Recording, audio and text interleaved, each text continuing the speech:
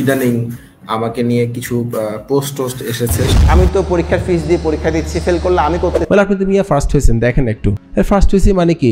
সুশান্ত পাল ৩০তম BCS এর record mark পান এবং প্রথম হয়ে যোগ দেন কাস্টমস অফিসার হিসাবে। চট্টগ্রাম বিজ্ঞান ও প্রযুক্তি বিশ্ববিদ্যালয়ের সাবেক এই শিক্ষার্থী যতটা না মেধার কারণে আলোচিত হয়েছেন, তার চেয়ে বেশি সমালোচিত হয়েছেন ঢাকা বিশ্ববিদ্যালয় নিয়ে কটূক্তি করার জন্য। এবার আরও একবার আলোচনায় এসেছেন ক্যারিয়ার বিষয়ক এই বক্তা।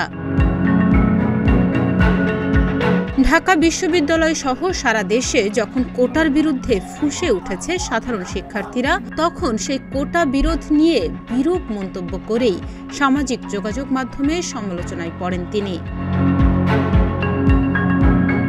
১২ জুলাই সুশান্ত পাল সামাজিক যোগাযোগ মাধ্যমে একটি পোস্ট করেন, যেখানে তিনি লেখেন, কোটা এবং প্রশ্ন ফাঁস বিষয়ে কিছু না লিখলে যদি আপনাদের খারাপ লাগে তাহলে এত কথা না বলে আমাকে আনফলো করে দিন। এসব নিয়ে আমি আপনার মনের মতো করে লিখব না, এটা আমার ব্যক্তিগত সিদ্ধান্ত।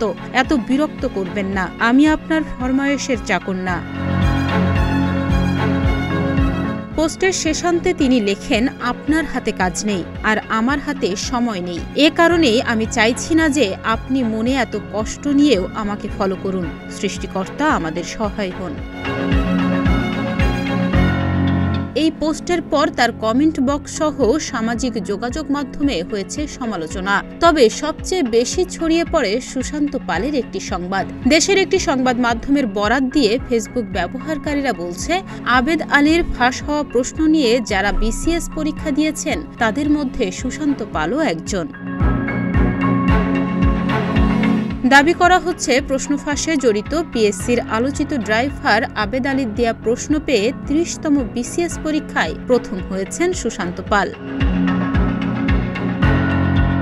এমন একটি গুঞ্জন সামাজিক যোগাযোগ মাধ্যমে এখন রীতিমতো ভাইরাল।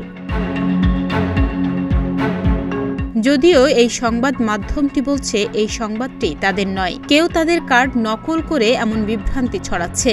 সুশান্ত পাল ফাঁস হওয়া প্রশ্নে বিসিএস এ প্রথম হয়েছেন, প্রশ্ন ফাঁস কাণ্ডে দোষী সাব্যস্ত হয়েছেন কিংবা আবেদ আলীর প্রশ্ন সরবরাহের ১০৫ জনের তালিকায় ১১ নম্বরে সুশান্ত পালের নাম, এমন তথ্য সামাজিক যোগাযোগ মাধ্যমে ছড়ানো হয়েছে। সুশান্ত পালকে নিয়ে এমন কোনো সংবাদ তারা প্রকাশ করেননি।